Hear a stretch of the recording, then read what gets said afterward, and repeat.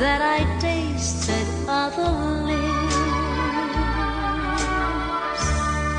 That was long before you came to me with the wonder of your kiss. So the story got around of an old romance of me, but it happened oh so long ago.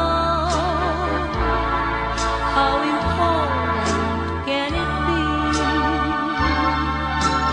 Mine was a young and a foolish heart, seeking love at every turn. But I have grown so much wiser now. Even foolish hearts can learn. Let the past just fade away. Why get lost in yesterday?